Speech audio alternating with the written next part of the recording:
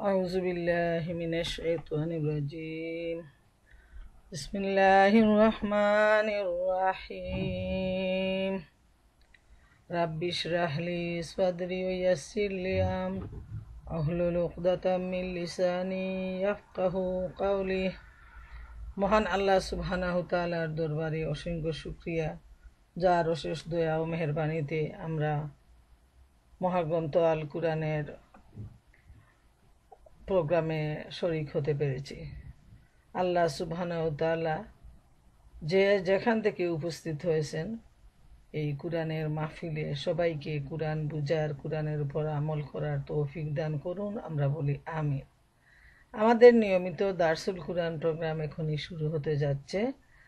আমরা রয়েছি ধারাবাহিক আলোচনায় সূরা আল আনআম।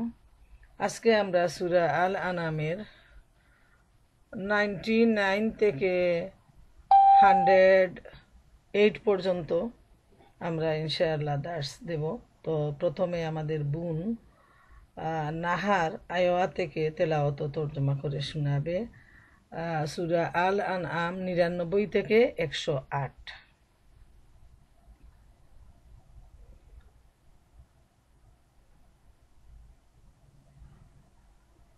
নাহার, তুমি *6 দিয়ে শুরু করো, তাইলে আনমিউট হয়ে যাবে। আসসালামু আলাইকুম। ওয়ালাইকুম আসসালাম ওয়া রাহমাতুল্লাহ। আউযু বিল্লাহি মিনাশ শাইতানির রাজীম। বিসমিল্লাহির রাহমানির রাহিম। ওয়া হুয়াল্লাযী আনজালা মিনাস সামাই মা'আন فأخرجنا به نبات كل شيء فأخرجنا منه خضرا نخرج منه حبا متراكبا ومن النخل من طلعها قنوان دانية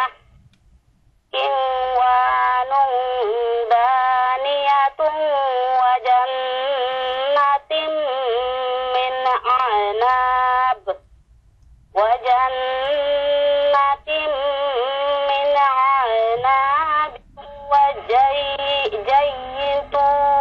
والزيتون والرمان مشتبها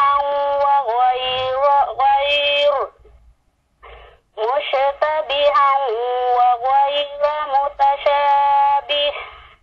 انظروا إلى ثمره إذا أثمر وينعه إن في ذلكم لآيات لقوم يؤمنون. وجعلوا لله شركاء الجن وخلقهم وخرقوا له بنين وبنات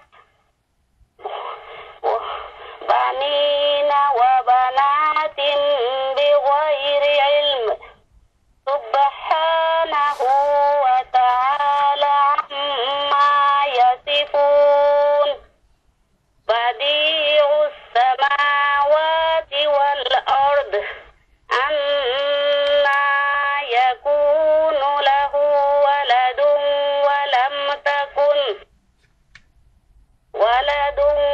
ولم تكن له صاحبة وخلق كل شيء وهو بكل شيء عليم. ذلكم الله ربكم لا إله إلا هو خالق كل شيء فاعبدوه وهو على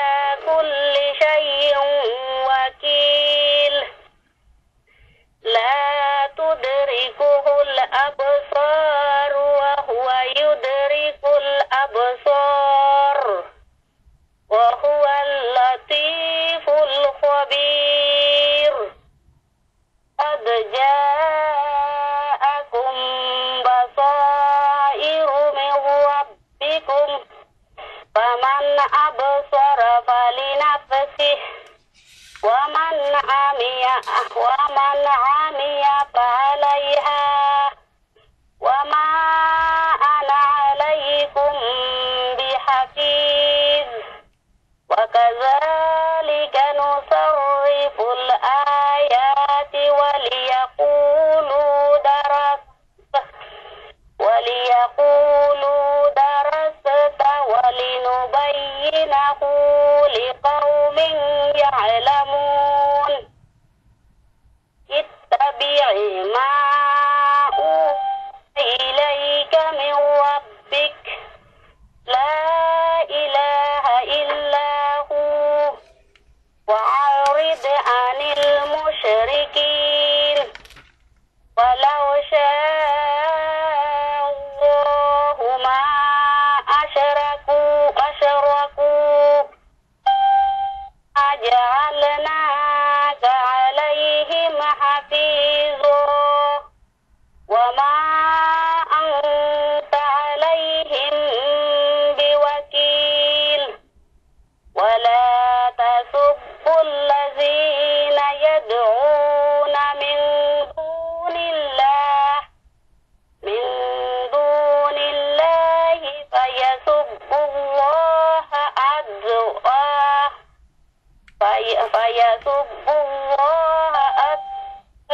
بغير علم كذلك زينا لكل أمة عملهم ثم إلى ربهم مرجعهم فينبئهم بما كانوا يعملون صدق الله العلي العظيم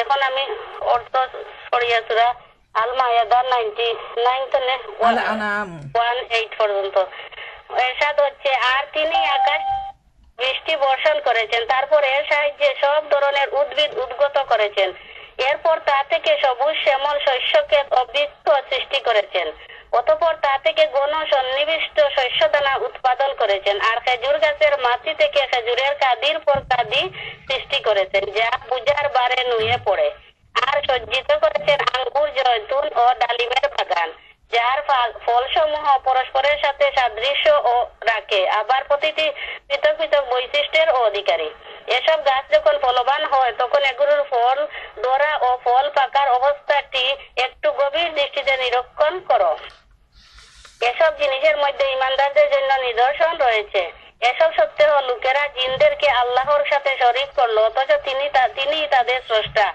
আর তারা না জেনে বুঝে তার জন্য পুত্র ও কন্যা উদ্ভাবন করে ফেললো অথচ এরা যেসব কথা বলে তা থেকে তিনি পবিত্র এবং তার ঊর্ধ্বে তিনি তো আকাশরাজি ও পৃথিবীর উদ্ভাবক তার কোনো সন্তান হতে পারে এমন করে যখন তার কোনো জীবন সঙ্গিনী নেই তিনি প্রতিটি জিনিস সৃষ্টি করেছেন এবং তিনি সবকিছুর জ্ঞান রাখেন তিনি আল্লাহ তোমাদের রব তিনি ছাড়া আর তিনি সবকিছুর স্রষ্টা কাজেই তোমরা তার ইবাদত করো তিনি সবকিছুর তত্ত্বাবধায়ক দৃষ্টিশক্তি সমূহ তার নাগাল পায় না কিন্তু তার আয়ত্তে সকল দৃষ্টিশক্তি তিনি অত্যন্ত সূক্ষ্মদর্শী ও সর্বজ্ঞ লক্ষ্য করো তোমাদের কাছে তোমাদের রবের পক্ষ থেকে অন্তর্দৃষ্টির আলো এসে গেছে এখন যে ব্যক্তি নিজের দৃষ্টিশক্তিকে কাজে লাগাবে সে নিজেরই কল্যাণ সাধন করবে আর যে অন্ধ সাজবে সে নিজেই নিজের ক্ষতি করবে আমি তো তোমাদের রক্ষক নই এভাবে আমার আয়াত সমূহকে আমি বারবার বিভিন্ন পদ্ধতিতে বর্ণনা করি এবং এজন্য করি যে এরা বলে তুমি কারো কাছ থেকে শিখে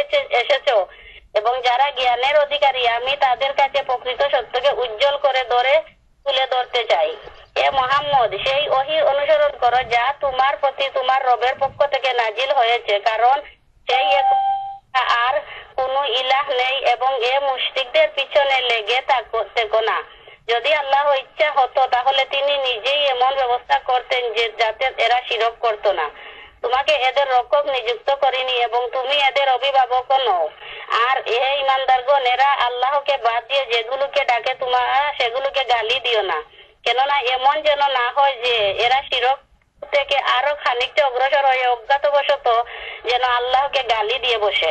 আমি তো এভাবে প্রত্যেক জনগোষ্ঠীর জন্য তাদের কার্যক্রমকে সুশোভন করে দিয়েছি। তারপর তাদের ফিরে আসতে হবে তাদের রবের দিকে। এখন তিনি তাদের কৃতকর্ম সম্পর্কে তাদের জানিয়ে দিবেন। আল্লাহ যা বলেছেন সত্য বলেছেন। এখন আমি সূরা আনআমের 99 থেকে 180 পর্যন্ত তেলাওয়াত ও তরজমা করলাম। এখন আমাদের বোন শ্রদ্ধা ডক্টর মালেকা বেগম এর উপর সংক্ষিপ্ত আলোচনা করবেন। জাযাকাল্লাহু খাইরান। জাযাকাল্লাহু খাইরান বোন নাহারকে। তো এবারে আমি ইনশাআল্লাহ আপনাদের সামনে দার্স পেশ করব। আল্লাহ সুবহানাহু ওয়া তাআলা আমাকে যেটুকু তৌফিক দান করেন। ওমা তৌফিকি ইল্লা বিল্লাহ আলাইহি তাওয়াক্কালতু ওয়া ইলাইহি উনীব। মহান আল্লাহ সুবহানাহু ওয়া তাআলা সূরা আল আনামের 99 নম্বর আয়াতে ইরশাদ করেন, আর তিনি আকাশ থেকে বৃষ্টি বর্ষণ করেছেন, তারপর তার সাহায্যে সব ধরনের উদ্ভিদ উৎপাদন করেছেন, এরপর তা থেকে সবুজ শ্যামল ক্ষেত ও বৃক্ষ সৃষ্টি করেছেন, তারপর তা থেকে ঘন সন্নিবিষ্ট শস্যদানা উৎপাদন করেছেন, আর খেজুর গাছের মাটি থেকে খেজুরের কাদির পর কাদি সৃষ্টি করেছেন, যা বুঝার ভারে নুয়ে পড়ে, আর সজ্জিত করেছেন আঙ্গুর, জয়তুন ও ডালিমের বাগান। এসবের ফলগুলো পরস্পরের সাথে সাদৃশ্য রাখে, আবার প্রত্যেকে পৃথক বৈশিষ্ট্যেরও অধিকারী। এ গাছ যখন ফলবান হয় তখন এর ফল ধরা ও ফল পাকার অবস্থাটি একটু গভীর দৃষ্টিতে নিরীক্ষণ করো। এসব জিনিসের মধ্যে ঈমানদারদের জন্য নিদর্শন রয়েছে। মহান আল্লাহ তাআলা অত্যন্ত সুন্দরভাবে আল্লাহর যে দয়া, রহমত এবং তার সৃষ্টির কৌশল সেটা আমাদেরকে জানিয়ে দিয়েছেন। এবং বিশেষ বিশেষ কিছু ফলের, যেগুলো আরবের প্রসিদ্ধ ফল, সবাই পছন্দ করে, এই ফলগুলোর নাম উল্লেখ করেছেন। এই নিয়ামতগুলো আল্লাহ তাআলা মানব জাতির জন্য সৃষ্টি করেছেন, যাতে মানুষ এগুলো ভোগ করে এবং মহান আল্লাহ রাব্বুল আলামিনের দরবারে শুকরিয়া আদায় করে। আর এই যে সবুজ শ্যামল ক্ষেত এবং বৃক্ষরাজি, এটা কিন্তু এমনিতে হয় না যে একেবারে এমনিতে হয়ে গেল আর আমরা সবাই বুক করে ফেললাম। এর পিছনে অনেক পরিশ্রম, অনেক সাধনার প্রয়োজন। এবং সবচেয়ে বড়, আমরা তো সাধনা করি সামান্য একটুকু, সামার যখন আসে তখন আমরা কিছু ইয়ার্ডের কাজ করি, ফুলের বাগান, ফলের বাগান, ভেজিটেবল এগুলো লাগানোর চেষ্টা করি। কিন্তু তারপরও দেখি যে আমাদের মন মতো আমরা পেরে উঠি না। অনেক খরচও হয়, অনেক ফার্টিলাইজার দিতে হয়, অনেক পানি, এই সেই। কিন্তু আসল যে কাজটা সেটা আমার মাবুদ আমাদের জন্য দিয়ে দেন। অর্থাৎ বৃষ্টির মাধ্যমে যে পানিটা আল্লাহ সুবহানাহু ওয়া তাআলা দেন, সেটার মধ্যে এত বড় নিয়ামত যে এই বৃষ্টির পানি যতক্ষণ পর্যন্ত গাছপালা, তারপর এই যে বিশাল কার্পেটের মতো ঘাসগুলো রয়েছে, এত সুন্দর, আমাদের চোখের আকর্ষণ বাড়ায়, এগুলো সব আল্লাহ সুবহানাহু ওয়া তাআলার অশেষ দয়া আর রহমতের ফল। তিনি এত সুন্দর করে ফার্টিলাইজ করেন এই ভূমিকে, এবং বৃষ্টির মাধ্যমে তিনি এই সমস্ত ফল ফসল উৎপন্ন করেন। তারপর একটা নির্দিষ্ট সময় আসে, সেই সময়ে গাছ থেকে সবুজ শাখা বের হয়, পাতাগুলো বের হয়, চারা উৎপাদন হয় এবং এ থেকে ফল ফসল উৎপন্ন হয়। সুবহানাল্লাহু তাআলা। আমরা দেখি, আমরা মৃত বীজগুলাকে মাটির নিচে যখন আমরা বপন করি এবং তারপর আমরা অপেক্ষা করতে থাকি, আমাদের কোনো হাত নেই, কোনো শক্তি নেই, কোনো ক্ষমতা নেই, আমরা শুধু আল্লাহর উপর ছেড়ে দিই আর আমরা অপেক্ষা করতে থাকি এগুলো থেকে শস্য বের হওয়ার জন্য। কিন্তু কয়েকদিনের ভিতরেই আমরা দেখি এত সুন্দর সবুজ উদ্ভিদ বের হয়ে আসে, সুন্দর দুটি পাতা, যে তা থেকে আমাদের মন আনন্দিত হয় এবং এই গাছগুলো যখন বড় হতে থাকে তখন কিন্তু এ থেকে ফল ফসল ভেজিটেবল এগুলো বের হয়ে আসে। বিশেষ করে আল্লাহ রাব্বুল আলামিন যে কয়টা ফসলের নাম বলেছেন, যেমন আঙ্গুর, তারপর খেজুর, এরপর জয়তুন, ডালিম, এগুলো মানুষের জন্য অত্যন্ত প্রয়োজনীয়। আমাদের মনে আছে আমরা যখন ছোট ছিলাম তখন আজকের মতো এত সহজলভ্য সব কিছু ছিল না।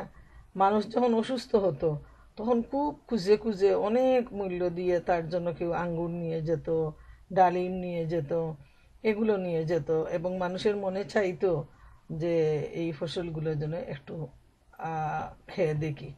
তো সুবহান আল্লাহ, আল্লাহ সুবহানাহু ওয়া তাআলা এত সুন্দর ফল ফসল তৈরি করে মানুষকে দিয়েছেন যাতে মানুষ এগুলো ভোগ করে এবং এ থেকে আল্লাহ রাব্বুল আলামিনের শুকরিয়া আদায় করে এবং আল্লাহ তাআলাকে চিনতে পারে। যে আমাদের সামান্য পরিশ্রমের ফসল ভোগ করার জন্য আমরা পেরেশান হয়ে যাই, কিন্তু মূল যেটা সেটা তো আমার আল্লাহ রাব্বুল আলামিন আমাদের জন্য সহজ করে দিয়ে থাকেন। তাই সর্বাবস্থায় মানুষ হিসাবে আমাদের দায়িত্ব হলো আমরা যেন আল্লাহ রাব্বুল আলামিনের শুকরিয়া আদায় করি। আর আল্লাহ তাআলা বলেন যে জৈতুন ও আনারের বাগানও দিয়েছি।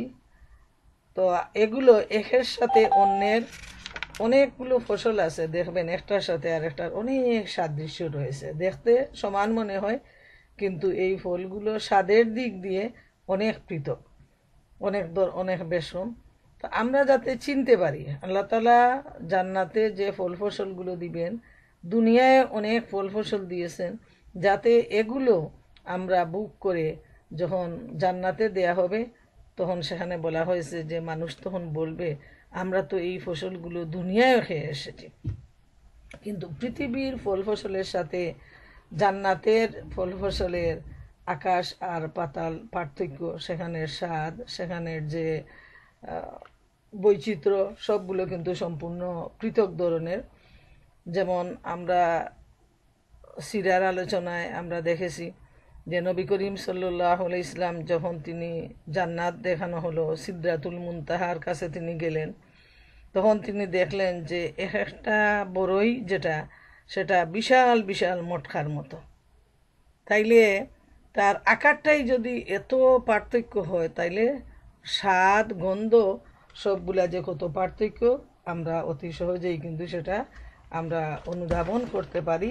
তাই মনে রাখা প্রয়োজন যে এগুলো বলার উদ্দেশ্য হলো যে আল্লাহ তাআলা নিয়ামত দিয়েছেন, এই নিয়ামতগুলোর শুকরিয়া আদায় করা, কোনো অবস্থায় অকৃতজ্ঞ না হওয়া। 100 নম্বর আয়াতে আল্লাহ তাআলা ইরশাদ করেন, এসব সত্ত্বেও লোকেরা জিনদেরকে আল্লাহর সাথে শরীক করল, অথচ তিনি তাদের সৃষ্টিকর্তা, আর তারা না জেনে বুঝে তার জন্য পুত্র ও কন্যা তৈরি করে ফেলল, অথচ এরা যেসব কথা বলে তা থেকে তিনি পবিত্র এবং তার ঊর্ধ্বে। সুবহানাল্লাহ, আল্লাহ তাআলা এই নিয়ামতগুলোর ব্যাপারে উল্লেখ করার সাথে সাথেই বলে দিচ্ছেন যে এই নিয়ামতগুলো যে সমস্ত আল্লাহর সৃষ্ট বান্দারা উপভোগ করতেছে, আল্লাহর এই নিয়ামত উপভোগ করার সাথে সাথে তারা জিনদেরকে আল্লাহর সাথে শরীক করে। নাউজুবিল্লাহ, এত অকৃতজ্ঞ, এত নাফরমান এই আল্লাহর এই বান্দাগুলো, যে যিনি তার সৃষ্টিকর্তা, যিনি তাদেরকে এত মানে দয়া মোহব্বত ভালোবাসা দিয়ে তাদেরকে লালন পালন করতেছেন, তারা সাথে সাথে এসব বুক করে আবার তারা জিনদেরকেও আল্লাহ রব্বুল আলামিনের সাথে শরীক স্থাপন করে, অথচ এই জিনের সৃষ্টিকর্তা হচ্ছেন মহান আল্লাহ রব্বুল আলামিন। তারপর তাদের আরেকটা বড় স্পর্ধা হলো তারা না জেনে না বুঝে আল্লাহ রব্বুল আলামিনের পুত্র ও কন্যা সাব্যস্ত করে, অথচ তিনি এগুলো থেকে অনেক পবিত্র, অনেক ঊর্ধ্বে। আল্লাহ রব্বুল আলামিন হচ্ছেন স্বয়ং নিজেই সৃষ্টিকর্তা। স্রষ্টা এবং সৃষ্টির মধ্যে কোনো তুলনাই করা যায় না। জিন, মানুষ এবং এই অসংখ্য সৃষ্টির মূল মালিক হচ্ছেন আল্লাহ তাআলা, অথচ এই অবুঝ মানুষগুলো, অন্ধ মানুষগুলো, অকৃতজ্ঞ মানুষগুলো আল্লাহর সাথে তারা জিনদেরকে শরীক স্থাপন করে এবং তারা এদেরকে আল্লাহর শরীক বানিয়ে তারপর তাদের পূজা উপাসনা আরাধনায় তারা লিপ্ত হয়ে পড়ে। যদি তাদেরকে প্রশ্ন করা হয় যে তারা তো যে মূর্তিগুলোর পূজা করত, শয়তানের পূজা করা বাবার্থটা কি? হ্যাঁ, তো আল্লাহ তাআলা এ সম্পর্কে বলেন যে তারা আল্লাহকে পরিত্যাগ করে শুধুমাত্র কয়েকটি নারী জাতীয় বস্তু পূজা করে। নাউযুবিল্লাহ মিন যালিক। আর তারা শয়তানের পূজা করে, তারা আল্লাহ রব্বুল আলামিনের নির্দেশ তারা লঙ্ঘন করে এবং এজন্য তারা আল্লাহ তাআলার করুণা হতে অনেক দূরে তারা সরে যাবে। যেহেতু আল্লাহ তাআলা শিরকের গুনাহকে সবচেয়ে বেশি অপছন্দ করেন এবং সবচেয়ে বেশি ক্রুদ্ধ হন, মানুষ যত ধরনের ছোট বড় গুনাহ করে আল্লাহ রব্বুল আলামিন ওয়াদা করেছেন তাদেরকে মাফ করে দেওয়ার জন্য। শুধুমাত্র যারা শিরক করবে তাদেরকে আল্লাহ সুবহানাহু ওয়া তাআলা কখনো ক্ষমা করবেন না। অথচ এই মানুষ তারা কখনো মানুষের সাথে তারা শরীক স্থাপন করে, কখনো জিনের সাথে, শয়তানের সাথে, এবং এভাবে তারা আল্লাহ রব্বুল আলামিনকে ত্যাগ করে শয়তানকে বন্ধু রূপে গ্রহণ করে। আর এই শয়তানকে যখন বন্ধু রূপে গ্রহণ করে তখন শয়তান তাদেরকে প্ররোচনা দিয়ে তাদেরকে আল্লাহর বিপক্ষে নিয়ে যায়। যেমন আল্লাহ রব্বুল আলামিন বলেন, তোমরা কি আমাকে ছেড়ে শয়তানও তার সন্তানদেরকে বন্ধু বানিয়ে নিয়েছ, অথচ তোমাদের উচিত ছিল আমারই অঞ্চল চেপে ধরা। কিন্তু বারবার এই আয়াতগুলো দিয়ে তাদেরকে উদ্দেশ্য হলো তারা যেন এই ভুল পথ থেকে তারা ফিরে আসে। কিন্তু দেখা যাচ্ছে যে বারবার তারা ভুলের মধ্যেই ভুলের পাহাড় তারা তৈরি করতেছে। যেমন ইব্রাহিম আলাইহিস সালাম তার পিতাকে বলেছিলেন, হে পিতা, আপনি শয়তানের ইবাদত করবেন না। শয়তান তো হচ্ছে রহমানের অবাধ্য। প্রথমেই তিনি যে দাওয়াতটা দিলেন, তিনি দেখলেন যে তার বাবা শিরক করতেছেন, শয়তানের উপাসনা করতেছেন। এজন্য প্রথমেই তিনি বাধা হয়ে দাঁড়ালেন যে শয়তান তো হলো আল্লাহ রব্বুল আলামিনের সবচেয়ে বড় সীমালঙ্ঘনকারী। শয়তান হচ্ছে আল্লাহ তাআলার অবাধ্য। অতএব মানুষ যেন শয়তানের উপাসনা না করে, এটা হলো সবচেয়ে বড় কবিরা গুনাহ। কিন্তু এরপরও দেখা যায় যে বারবার বলার পরও তারা কিন্তু একই ভুলের মধ্যে তারা সবাই নিয়োজিত থাকে এবং এই দলটা তারা ভুল থেকে ফিরে আসে না। আর খ্রিস্টানরা বলে ঈসা আলাইহিস সালাম আল্লাহর পুত্র এবং আরবের মুশরিকরা ফেরেশতাদেরকে আল্লাহর কন্যা বলতো। নাউযুবিল্লাহ। এইভাবে দেখা যায় যে খ্রিস্টানরা ঈসা আলাইহিস সালামকে আল্লাহর পুত্র বানিয়ে নেয়, মুশরিকরা ফেরেশতাদেরকে কন্যা বলে, আরেক দল আছে যারা শয়তানকে আল্লাহর সাথে সমানভাবে উপাস্য হিসাবে তারা মনোনীত করে। এগুলা সব ভুল এবং এই ভুল থেকে যদি কেউ তওবা করে ফিরে না আসে তাহলে সে কোনোদিন আল্লাহর রহমত ফিরে পাবে না এবং তার জন্য রয়েছে চিরস্থায়ী জাহান্নাম। 101 নম্বর আয়াতে আল্লাহ তাআলা ইরশাদ করেন, তিনি তো আসমান ও জমিনের উদ্ভাবক, তার কোনো সন্তান হতে পারে কেমন করে যখন তার কোনো জীবন সঙ্গিনী নেই। তিনি প্রত্যেকটি জিনিস সৃষ্টি করেছেন এবং তিনি সব কিছুর জ্ঞান রাখেন। সুবহানাল্লাহ। আল্লাহ তাআলা এরপরও বান্দাদেরকে ফিরে আসার জন্য তিনি সুন্দরভাবে একটার পর একটা দিক তুলে ধরতেছেন। এর আগে আমরা দেখলাম যে তিনি কিভাবে বৃষ্টি বর্ষণ করেন, কিভাবে তিনি বিভিন্ন ধরনের ফল ফসল উৎপাদন করেন। এই বর্ণনাটা দিয়েছেন যাতে মানুষ বুঝতে পারে এবং শিরক থেকে ফিরে আসে। এখন আল্লাহ তাআলা বলছেন যে এই যে বিশাল আসমান আর জমিন, এই আসমান জমিনের সৃষ্টিকর্তাও একই আল্লাহ রব্বুল আলামিন। কিভাবে আল্লাহ তাআলা সন্তান হবে যখন তার কোনো জীবন সঙ্গিনী নেই এবং সবগুলাই হলো আল্লাহর সৃষ্টি এবং তিনি হচ্ছেন স্রষ্টা। অতএব স্রষ্টা আর সৃষ্টি কখনো এক হতে পারে না। যেমন সূরা মরিয়মের 88 এবং 89 নম্বর আয়াতে আল্লাহ তাআলা এ প্রসঙ্গে ইরশাদ করেন, وقالوا اتخذ الرحمن ولدا লাকাদ জিতুম শাইআন ইদ্দা। তারা বলে যে রহমান আল্লাহ সন্তান বানিয়ে নিয়েছে, এটা তোমরা বড়ই মিথ্যা কথা বলছো। সূরা মারিয়ামের 88-89। তাহলে এইভাবে আল্লাহ রব্বুল আলামিন বারবার বলে দিচ্ছেন যে আল্লাহ রব্বুল আলামিন হচ্ছেন স্রষ্টা এবং সৃষ্টির মধ্যে কোনো তুলনাই করা যায় না। কিন্তু এরপরও যারা স্রষ্টার সাথে সৃষ্টিকে এক করে নেয়, তারা আল্লাহর স্ত্রী সাব্যস্ত করে, সন্তান সাব্যস্ত করে, যার কোনো দলিল নেই, যার কোনো নজির নেই। অতএব আল্লাহ রব্বুল আলামিন হচ্ছেন এই সব কিছু থেকে পাক এবং পবিত্র। যারা আল্লাহর সাথে এই ধরনের শিরক স্থাপন করবে, আল্লাহ সুবহানাহু ওয়া তাআলা তাদেরকে কঠিন আযাবে নিপতিত করবেন, এ ব্যাপারে কোনো সন্দেহ নাই। 102 নম্বর এবং 3 নম্বর আয়াতে আল্লাহ রাব্বুল আলামিন ইরশাদ করেন, তিনি প্রত্যেকটি জিনিস সৃষ্টি করেছেন এবং তিনি সব কিছুর জ্ঞান রাখেন। এত আল্লাহ তোমাদের রব, তিনি ছাড়া আর কোনো ইলাহ নেই, সব কিছুর তিনিই স্রষ্টা, কাজেই তোমরা তারই বন্দেগী করো। তিনি সব কিছুর তত্ত্বাবধায়ক। দৃষ্টিশক্তি তাকে দেখতে অক্ষম, কিন্তু তিনি দৃষ্টিকে আয়ত্ত করে নেন। তিনি অত্যন্ত সূক্ষ্মদর্শী ও সর্বজ্ঞ।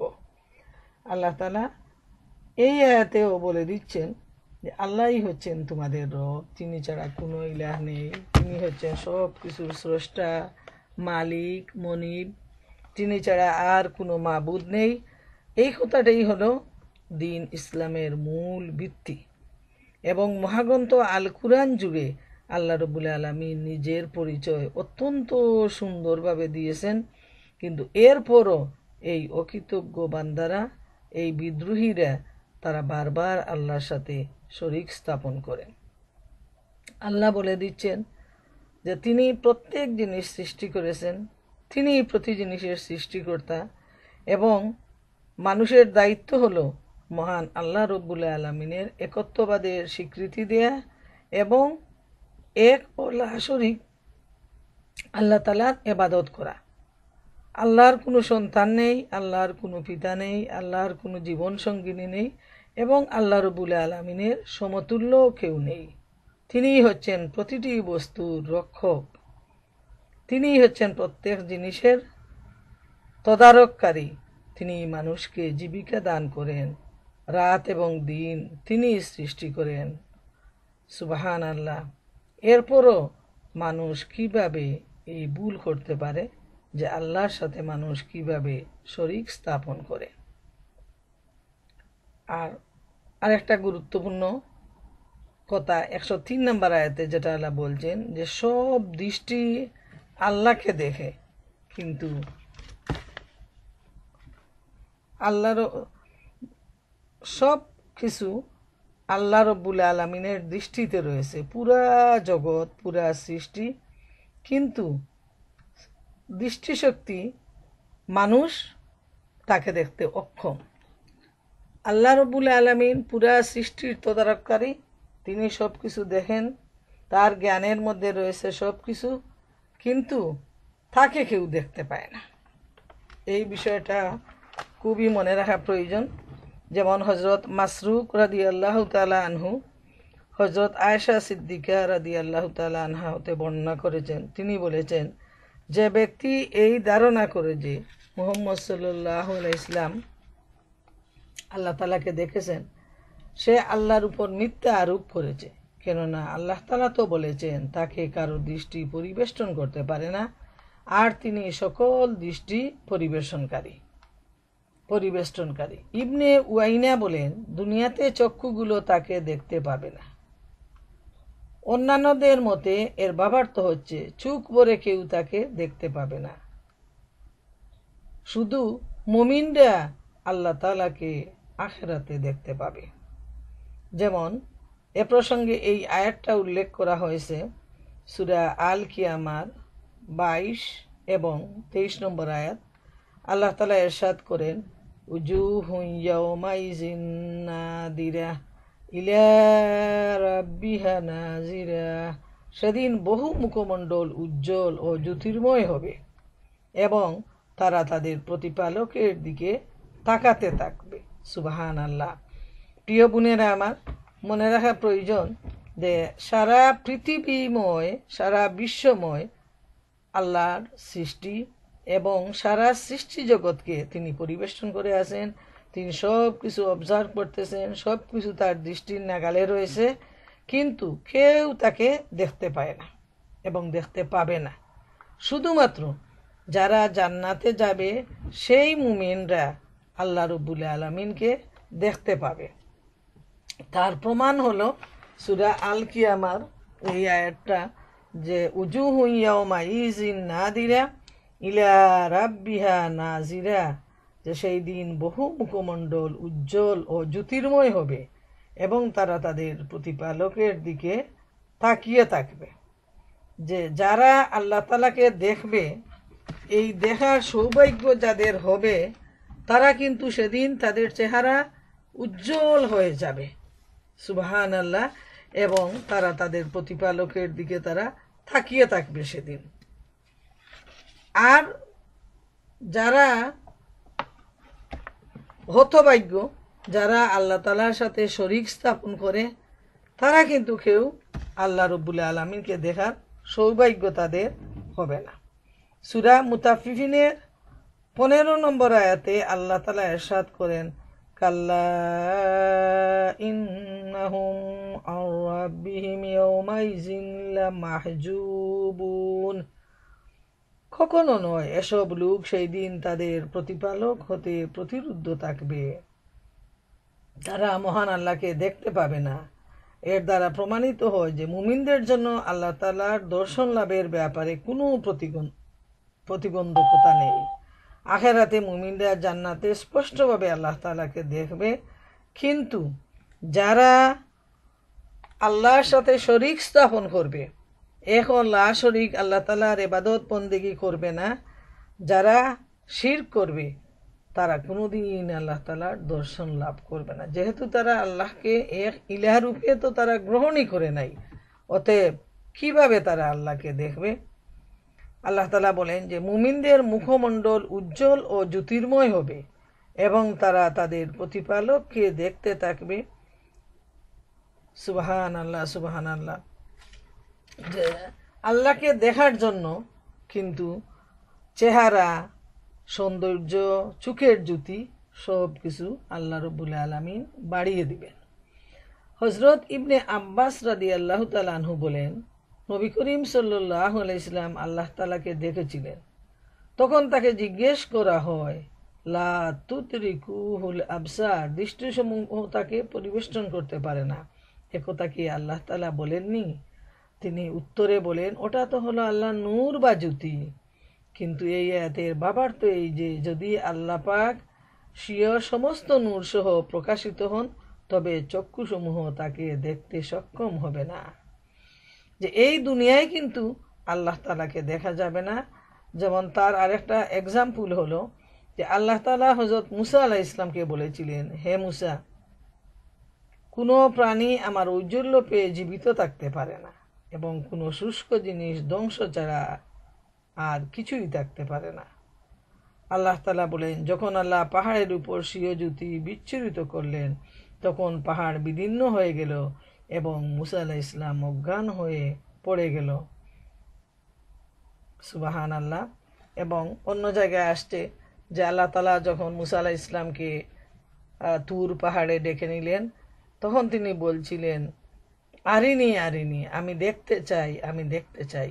আল্লাহ তাআলার যে আওয়াজ শুনে মুসা আলাইহিস সালামের অন্তর বিগলিত হয়ে গেল এবং তিনি মহান প্রভুকে দেখার জন্য ব্যস্ত হয়ে গেলেন। তিনি বললেন, আমি দেখতে চাই, আমি দেখতে চাই। এর জবাবে মহান আল্লাহ বললেন, লান তারানি, লান তারানি, তুমি আমাকে দেখতে পাবে না, তুমি আমাকে দেখতে পাবে না। এর মানে হলো এই দুনিয়ায় কোনো দৃষ্টি আল্লাহ তাআলাকে দেখতে পায় না। আল্লাহ তাআলা নূর, আল্লাহ তাআলা আলো। কিন্তু আল্লাহ তাআলা বলছেন, যারা এই দুনিয়ায় না দেখে আল্লাহকে বিশ্বাস করবে এক ও লা শরীক বলে, এবং আল্লাহর ইবাদত করবে, তারা যখন জান্নাতে যাবে তখন আল্লাহ রব্বুল আলামিনকে তারা দেখতে পাবে। সুবহানাল্লাহ। শিরকের ব্যাপারটা কত যে মারাত্মক গুনাহ, এবং বারবার কিন্তু এই শিরক থেকে বেঁচে থাকার জন্য মহান আল্লাহ তাআলা মহাগ্রন্থ আল কুরআনে অসংখ্য আয়াত নাজিল করেছেন। যেমন সূরা লুকমানে রয়েছে, লুকমান হাকিম যখন তার সন্তানকে উপদেশ দিলেন আল্লাহর ব্যাপারে, তখন অত্যন্ত সুন্দরভাবে তিনি কিভাবে আল্লাহকে মানবেন সে ব্যাপারটা অত্যন্ত পরিষ্কারভাবে তিনি বলে দিয়েছেন। ইয়া বুনাইয়া ইন্নাহা ইন তাকু মিসকালা হাববাতিন মিন খারদালিন ফাতাকুন ফি সাখরাতিন আও ফিস সামাওয়াতি আও ফিল আরদি ইয়াতি বিহাল্লাহ ইন্নাল্লাহা লাতীফুন খাবীর। হে বৎস, যদি তোমার কোনো আমল সরিষার দানা পরিমাণও ছোট হয় এবং তা যদি কোনো শিলাখণ্ডের ভেতর কিংবা আসমান সমূহ লুকিয়ে থাকে, অথবা যদি তা তাকে জমিনের ভিতরে, তাও আল্লাহ তাআলার সামনে এনে হাজির করবেন। আল্লাহ তাআলা অবশ্যই সূক্ষ্মদর্শী, সকল বিষয়ে সম্যক অবগত। অতএব যে সামান্য পরিমাণ আমলও যদি কারো হয়, আল্লাহর অগোচরে থাকতে পারবে না। এটাই এই আয়াতে আল্লাহ রাব্বুল আলামিন বলে দিচ্ছেন যে লুকমান হাকিম তার ছেলেকে যখন এই দাওয়াত দিলেন দিনের পথে, তখন তিনি এই কথাটা বললেন যে জমিনের ভিতরে যা লুকিয়ে থাকবে, আসমানের ভিতরে সব আল্লাহর সামনে উপস্থিত করা হবে। অতএব কোনো অবস্থায় যেন আল্লাহর সাথে শরীক স্থাপন করে কেউ বেঁচে থাকতে পারবে না। সবাইকে যেন সাবধান হতে হবে। যেমন আতিয়া আল আউফি রহমতুল্লাহ আলাইহি হতে বর্ণিত, তিনি সূরা কিয়ামার এই আয়াত সম্পর্কে বলছেন, যেখানে আল্লাহ তাআলা বলেছেন উজুহুন ইয়াউমা ইযিন নাদিরা ইলা রাব্বিহা নাজিরা। সেদিন কোনো কোনো মুখমণ্ডল উজ্জ্বল হবে, তারা তাদের প্রতিপালকের দিকে তাকিয়ে থাকবে। আতিয়াল আউফি তিনি এর ব্যাখ্যায় বলেন, সেদিন তারা মহান আল্লাহর প্রতি তাকিয়ে থাকবে, কিন্তু তার আজমত ও মহানত্বের কারণে তাদের দৃষ্টি তাকে আয়ত্তে আনতে পারবে না। অবশ্য আল্লাহর দৃষ্টি তাদেরকে আয়ত্তে আনতে সক্ষম হবে। তো এটা আমরা ইমানের উপর ছেড়ে দেব যে কিভাবে আমরা দেখব, আমাদের দৃষ্টি কিভাবে আল্লাহ তাআলা প্রখর করে দিবেন। এবং যারা না দেখে আল্লাহকে বিশ্বাস স্থাপন করেছে, না দেখে সারাটা জীবন আল্লাহর সন্তুষ্টি অর্জনের জন্য প্রচেষ্টা চালিয়ে গেছে, আল্লাহ সুবহানাহু ওয়া তাআলা ইনশাআল্লাহ কিয়ামতের দিন তাদেরকে অবশ্যই দেখা দিবেন। এই আয়াতের ব্যাখ্যায় কিছু মুফাসসির বলছেন যে কিয়ামতের দিন প্রত্যেক চেহারা তার দিকে তাকিয়ে থাকবে। রাসূলুল্লাহ সাল্লাল্লাহু আলাইহি ওয়াসাল্লাম তার উম্মতকে এ মর্মে সংবাদ দিয়েছেন যে যেমনইভাবে পূর্ণিমার চাঁদ আলোকিত দেখা যায়, অনুরূপভাবে কিয়ামতের দিন তোমরাও তোমাদের প্রতিপালককে দেখবে। যেমনইভাবে মেঘহীন পরিচ্ছন্ন আকাশে সূর্য দেখা যায়, দৃষ্টিভ্রম ঘটে না কোনোভাবেই, অনুরূপভাবে কিয়ামতের দিন তোমরাও তোমাদের প্রতিপালককে দেখবে। সুবহানাল্লাহ। এটা সহিহ হাদিস। নবী করিম সাল্লাল্লাহু আলাইহি ওয়াসাল্লাম অত্যন্ত সুন্দরভাবে এই ব্যাপারটা বলে দিয়েছেন যে কিভাবে দেখা যাবে। এ প্রসঙ্গে মাসরুক রহমতুল্লাহ আলাইহি হতে বর্ণিত, তিনি বলেন, আমরা একবার হযরত আয়েশা রাদিয়াল্লাহু তাআলা আনহার নিকট আরজ করলাম, হে উম্মুল মুমিনিন, মুহাম্মদ সাল্লাল্লাহু আলাইহি ওয়াসাল্লাম তার রবকে দেখেছেন কি? উত্তরে তিনি বললেন, সুবহানাল্লাহ, তোমার কথায় আমার গা কাটা দিয়ে উঠেছে। তারপর তিনি বললেন, কোনো চোখ তাকে দেখতে সক্ষম নয়, কিন্তু সমস্ত দৃষ্টিকেই তিনি দেখতে সক্ষম। তিনি সূক্ষ্মদর্শী, সম্যক পরিজ্ঞাত।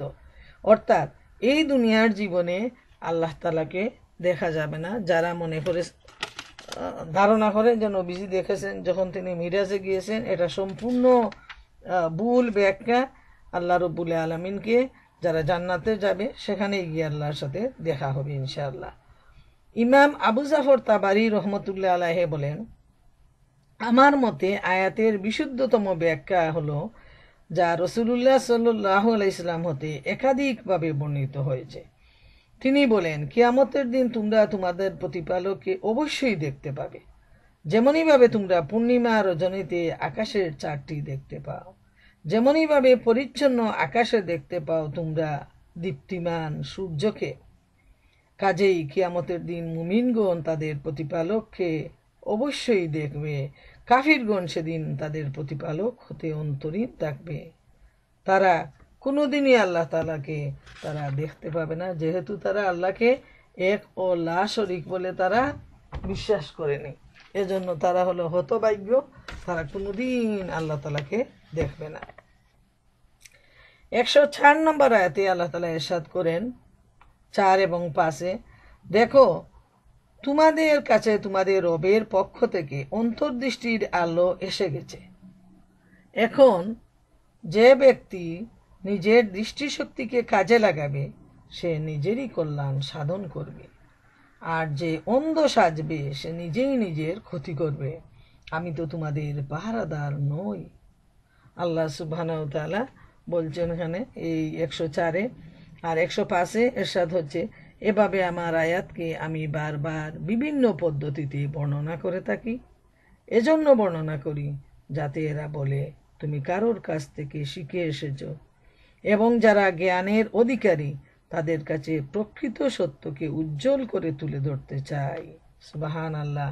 এত সুন্দরভাবে আল্লাহ তাআলা তার পরিচয় তুলে ধরেছেন যে আল্লাহ তাআলার কাছ থেকে স্পষ্ট প্রমাণ এসে গেছে যাতে তারা আল্লাহকে বুঝতে পারে, যারা চিনতে পারে।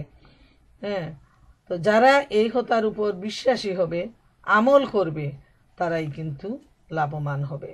যেমন ইমাম আবু জাফর তাবারি এর ব্যাখ্যায় বলেন, ওই সমস্ত লোকদের সম্বন্ধে আলোচনা করা হয়েছে এই আয়াতগুলো যারা আল্লাহর সাথে শরীক সাব্যস্ত করেছে, যারা আল্লাহ ও তার রসুলের প্রতি মিথ্যা আরোপ করেছে। তাদের সম্বন্ধে আল্লাহ তাআলা নবী করিম সাল্লাল্লাহু আলাইহি ওয়াসাল্লামকে বলেন, হে মুহাম্মদ, আপনি তাদেরকে বলে দিন, হে লোক সকল, তোমাদের প্রতিপালকের পক্ষ হতে তোমাদের নিকট সুস্পষ্ট প্রমাণ অবশ্যই এসেছে, অর্থাৎ এমন প্রমাণাদি যার দ্বারা গুমরাহি থেকে হেদায়েত এবং কুফর থেকে ঈমান লাভ করতে তোমরা সক্ষম হও। আর নবী করিম সাল্লাল্লাহু আলাইহি ওয়াসাল্লামকে বলে দেয়া হয়েছে যে তুমি তাদেরকে বলো, আমি তোমাদের এমন সংরক্ষক নই যে তোমাদের প্রতিটি কাজকর্ম আমি গুনে গুনে রাখব। আমি তো একজন রসুল মাত্র। আমি তোমাদের নিকট আমার প্রতিপালকের ওই পয়গাম পর্যন্তই পৌঁছাই যা সহ আমি তোমাদের প্রতি প্রেরিত হয়েছি।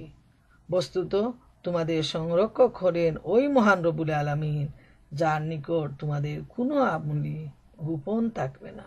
হায় হায়, যারা দুনিয়ায় থাকা অবস্থায় এখনো যারা ভুলে গেছে আল্লাহকে, যে 24 ঘন্টা জীবনের প্রতিটি মুহূর্ত, প্রতিটি কাজকর্ম আল্লাহ রব্বুল আলামিনের কাছে স্পষ্টভাবে তুলে ধরা হয়েছে।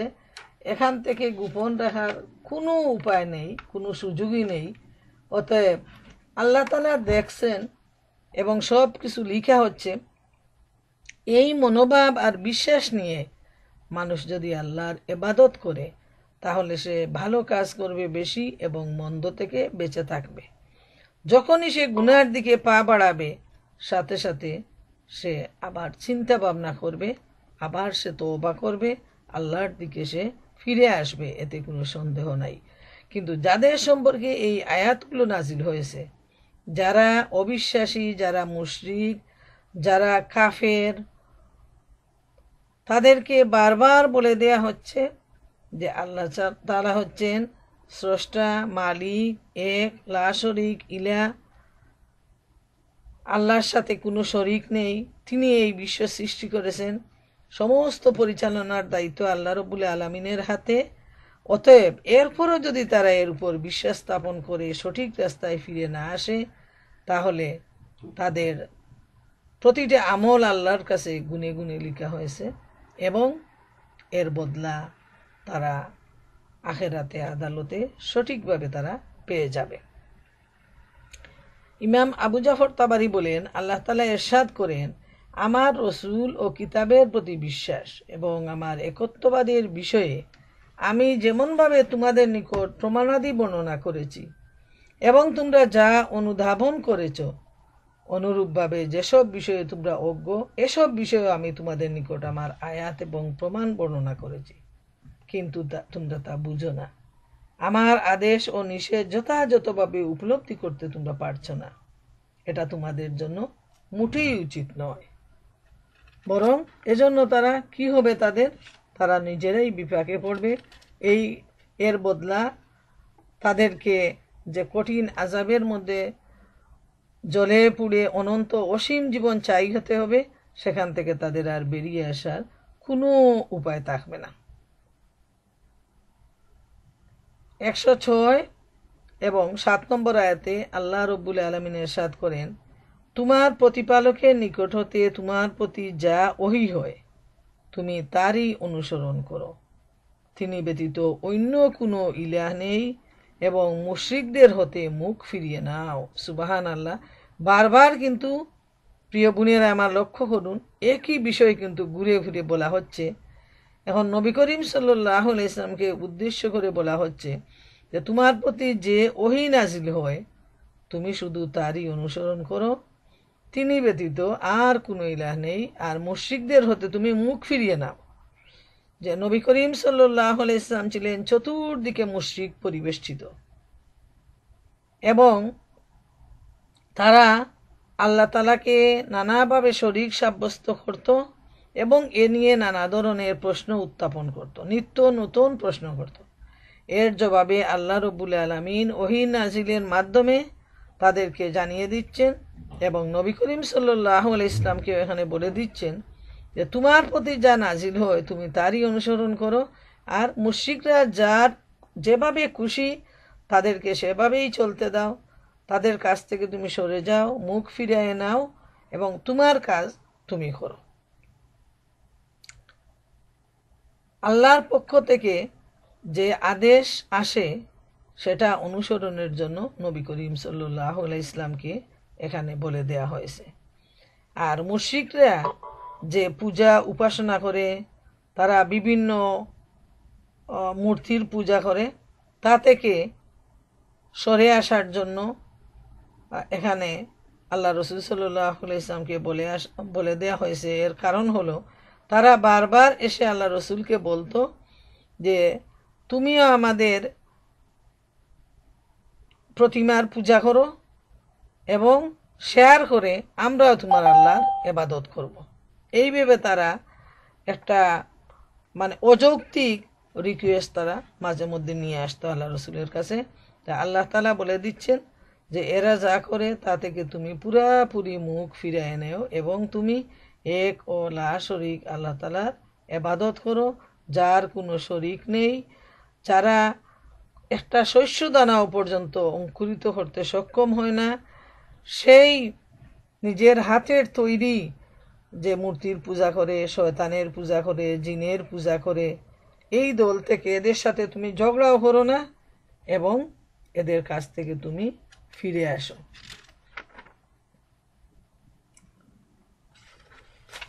আর আল্লাহ তাআলা এটাও বলে দিচ্ছেন যে তুমি তো তাদের অভিভাবক নও, অর্থাৎ যারা শিরক স্থাপন করে তাদেরকে হাতে ধরে জোর করে নিয়ে আসা, বিরত রাখা, এটা তোমার কোনো দায়িত্ব নয়।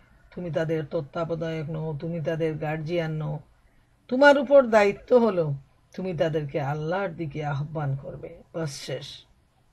মুশরিকদের থেকে তুমি মুখ ফিরিয়ে নেবে, তাদের সাথে কোনো তর্ক বিতর্ক করবে না। এবং তারা যদি আরেকটা ব্যাপার কিন্তু এখানে লক্ষণীয় যে তারা কিন্তু গালমন্দ করে। তো এখান থেকে এই জন্য আল্লাহ তাআলা বলে দিচ্ছেন যে আপনার প্রতিপালক যদি তাদের হেদায়েতের ইচ্ছা করতেন, তাদের প্রতি অনুগ্রহ করতেন, তাহলে তারা এই গুমরাহি থেকে বেঁচে থাকতো। কিন্তু আল্লাহ রব্বুল আলামিন কাউকে জোর করে তার বন্দেগী করাতে চান না। তাই যে যেভাবে আছে সেভাবেই তাকে এই অবস্থার উপর ছেড়ে দিতে হবে। যেহেতু মহাগ্রন্থ আল কুরআন আমাদের সামনে রয়েছে, নবী রসুলের দাওয়াত আমাদের সামনে রয়েছে, এখান থেকেই আমাদেরকে সঠিক যে সিদ্ধান্ত, কোন রাস্তায় আমরা চলব, সে কোন রাস্তা ভালো, কোন রাস্তা মন্দ, কোনটা জান্নাতের, কোনটা জাহান্নামের, সবগুলা কিন্তু মহাগ্রন্থ আল কুরআনে বিস্তারিত বর্ণনা করে দেওয়া হয়েছে। অতএব আমাদেরকে সে অনুযায়ী আমাদের সিদ্ধান্ত নিয়ে নিতে হবে। 108 নম্বর আয়াতে আল্লাহ তাআলা ইরশাদ করেন, আল্লাহকে ছেড়ে যাদেরকে তারা ডাকে তাদেরকে তোমরা গালি দিও না, কেননা তারা সীমালঙ্ঘন করে অজ্ঞতাবশত আল্লাহকেও গালি দিবে।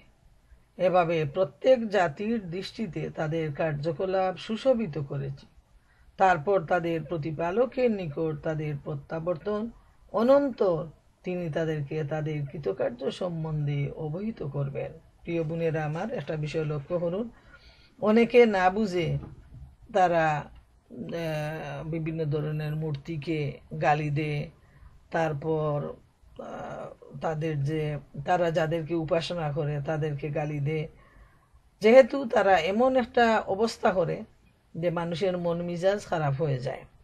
তো আল্লাহ রাব্বুল আলামিন বলে দিচ্ছেন, তারা যাই করুক, কোনো অবস্থায় তাদের মূর্তিকে, তাদের উপাসককে গালি দেওয়া যাবে না। নবীজির মাধ্যমে আল্লাহ তাআলা তামাম বিশ্বের মুসলমানদেরকে বলে দিচ্ছেন যে মুসলমানরা যদি কোনো কাফিরের, কোনো অমুসলমান যাদের ইবাদত করে তাদেরকে যদি গালি দেয়, তাহলে তাদের তো কোনো জ্ঞান নেই, তারা অজ্ঞ, মূর্খতাবশত তারা আল্লাহ রাব্বুল আলামিনকেও গালি দিয়ে দিবে।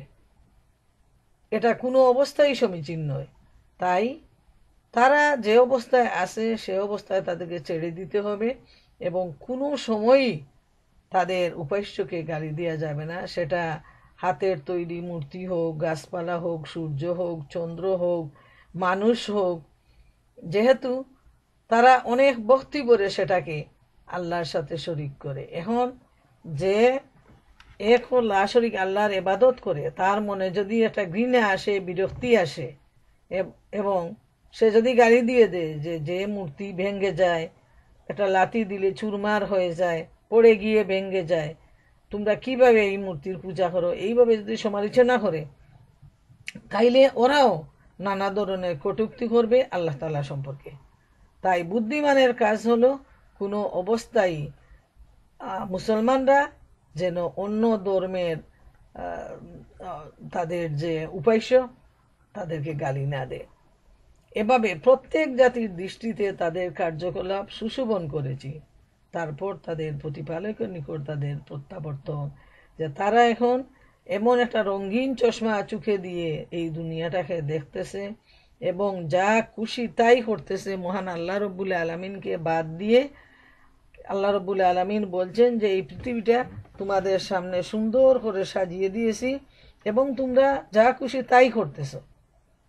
নিয়ম হলো এবং উচিত হলো, যিনি আমাদেরকে এত দয়া, মায়া, মহব্বত, ভালোবাসা দিয়ে আমাদেরকে তৈরি করেছেন, বড় করেছেন, প্রতিটা মুহূর্ত আমরা যার মহব্বত এবং ভালোবাসায় চলতেছি, সেই আল্লাহকে বাদ দিয়ে যদি অন্য ইলাহকে গ্রহণ করা হয়, তাইলে সেটা কতটুকু অকৃতজ্ঞ একটু চিন্তা ভাবনা করলেই সেটা বোঝা যায়। কিন্তু আল্লাহ তাআলা বলছেন যে এত বোঝানোর পরও যারা বিভিন্ন খোদায়, বিভিন্ন প্রতিমায় বিশ্বাসী, তাদের মনে রাখা প্রয়োজন যে একদিন আল্লাহর কাছে তাদের ফিরে আসতে হবে।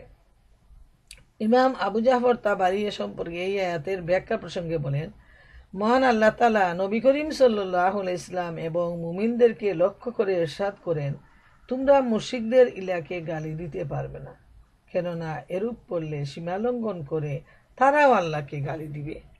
কাতাদা রহমতুল্লাহ আলাইহি এর ব্যাখ্যায় বলেন, মুসলমানরা কাফিরদের প্রতিমাকে গালিগালাজ করত, ফলে তারাও মুসলমানদের জবাব দিতে আরম্ভ করে। তারপর আল্লাহ তাআলা মুসলমানদের তাদের প্রতিপালককে গালি শোনাতে নিষেধ করেন, কেননা তারা অজ্ঞ সম্প্রদায়, আল্লাহ সম্বন্ধে তাদের সঠিক কোনো জ্ঞান নেই। এ প্রসঙ্গে সুদ্দী রহমতুল্লাহ আলাইহি তিনি এর ব্যাখ্যায় বলেন, খাজা আবু তালিব যখন মৃত্যুশয্যায়, তখন কুরাইশরা বলল, চলো আমরা আবু তালিবের কাছে যে বলবো, আপনি আপনার বাতিজাকে আমাদের সমালোচনা করা হতে বিরত থাকতে বলুন। তার মৃত্যুর পর মুহাম্মদ সাল্লাল্লাহু আলাইহি ইসলামকে হত্যা করা আমাদের জন্য শরমের ব্যাপার। কেননা তখন আরবের লোকেরা বলবে, আবু তালিবের জীবদ্দশায় মুহাম্মদকে হত্যা করতে না পেরে তারা তার মৃত্যুর পর তাকে হত্যা করেছে। সে মতে আবু সুফিয়ান, আবু জেহেল, নাজর ইবনুল হারিস, খালফের দুই পুত্র উমাইয়া এবং উকবা ইবনে আবু মুইত, আমর ইবনুল আসওয়াদ ইবনুল বুখতারি প্রমুখ, তারা সবাই আবু তালিবের বাড়ির উদ্দেশ্যে রওনা হন যখন তিনি মৃত্যুশয্যায়। তারা মুত্তালিব নামক এক ব্যক্তিকে অনুমতি নেয়ার জন্য পূর্বে পাঠিয়ে দিল। আবু তালিব তাদের নিকট এসে বলল, আপনার গোত্রের কতিপয় নেতৃস্থানীয় ব্যক্তি আপনার সাক্ষাতে আসতে চায়। এই আরেক খাজা আবু তালিব, যদি আপনার অনুমতি হয়। খাজা আবু তালিব তাদের দিকে আসার জন্য অনুমতি দিলেন। তারা সবাই তার নিকটে গেল এবং বলল, হে আবু তালিব, আপনি আমাদের মধ্যে বয়োজ্যেষ্ঠ এবং আমাদের সর্দার। মুহাম্মদ সাল্লাল্লাহু আলাইহি ওয়াসাল্লাম আমাদেরকে ভীষণ ব্যথা দিয়েছে এবং কষ্ট দেয় আমাদের ইলাদেরকে। কাজেই আমাদের দাবি, আপনি তাকে ডেকে বলে দিন সে যেন আমাদের খোদাদের নাম পর্যন্ত উচ্চারণ না করে, অন্যথায় আমরাও তাকে এবং তার খোদাকে ক্ষমা করব না। একথা শুনে আবু তালিব নবী করিম সাল্লাল্লাহু আলাইহি ইসলামকে ডাকলেন। নবী করিম সাল্লাল্লাহু আলাইহি ইসলাম তাশরিফ আনলে আবু তালিব বললেন, এরা তোমারই কওমের লোক, তোমার চাচার আওলাদ। রাসূলুল্লাহ সাল্লাল্লাহু আলাইহি ওয়াসাল্লাম বললেন, তোমরা কি চাও? তখন তারা বলল, আমাদের উদ্দেশ্য হলো তুমি আমাদের সাথে এবং আমাদের প্রভুদের সাথে সদ্ব্যবহার করবে এবং আমাদের সমালোচনা হতে বিরত থাকবে, তাহলে আমরাও তোমার ও তোমার মাবুদের সমালোচনা হতে বিরত থাকব। একথা শুনে আবু তালিব রাসূলুল্লাহ সাল্লাল্লাহু আলাইহি ওয়াসাল্লাম বললেন, তোমার কওমের লোকেরা তোমার প্রতি ন্যায়পরায়ণতা দেখাচ্ছে, তুমি তাদের কথা মেনে নাও।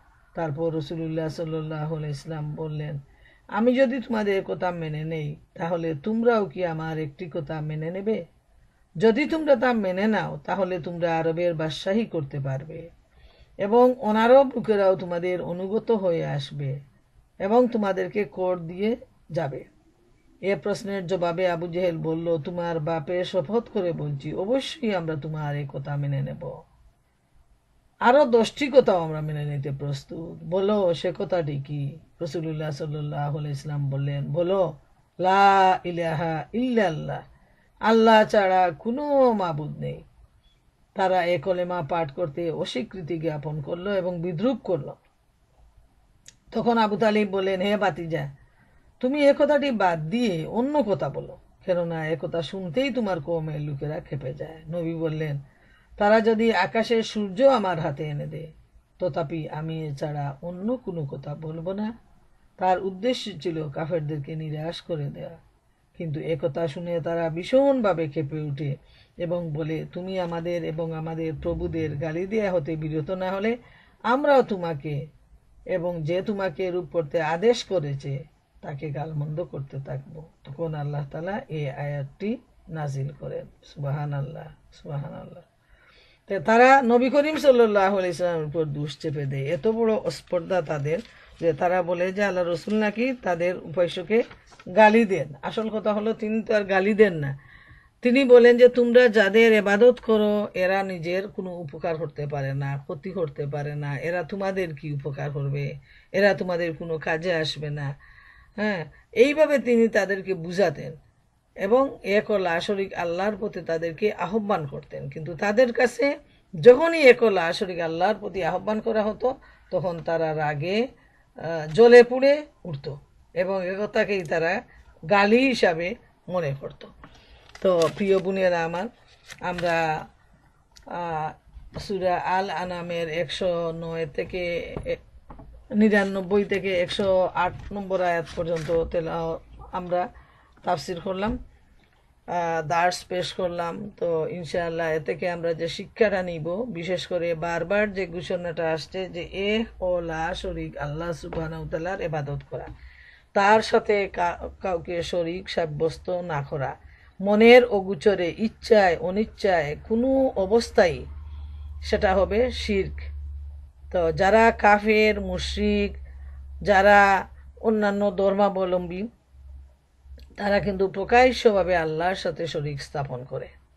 এবং নামে মুসলমানরাও রয়েছে, যারা আল্লাহর খাতায় যে কী নাম হবে তাদের জানি না। আমরা দেখতে পাই যে তারা কবরে, মাজারে, এমনকি জীবিত মানুষের পায়ে পড়ে সেজদা করে। এটা হলো পরিষ্কার শিরক। এই গুনাহ মাফ হবে না এবং এর বদলা হলো জাহান্নামের আগুন। আর যারা মুমেন, এই আয়াতগুলোর মধ্যে একটা বড় ধরনের সুসংবাদ রয়েছে মুমেনদের জন্য, যে যারা আল্লাহর জন্য, এক ও লা শরীক আল্লাহর ইবাদতের জন্য, তার সন্তুষ্টির জন্য সারাটা জীবন প্রাণপণ প্রচেষ্টা চালিয়ে যাচ্ছে, সেই মুমেনদের জন্য রয়েছে বড় ধরনের সুসংবাদ। তাদের চেহারা সেদিন উজ্জ্বল হবে, তারা তাদের মাবুদের দিকে তাকিয়ে থাকবে, সুবহান আল্লাহ, সুবহান আল্লাহ। এবং তখন তাদের অন্তর জান্নাতের অসংখ্য অসংখ্য নিয়ামত পাওয়ার পরও সবচেয়ে বেশি তারা খুশি হবে যখন তারা তাদের মাবুদকে দেখতে পাবে।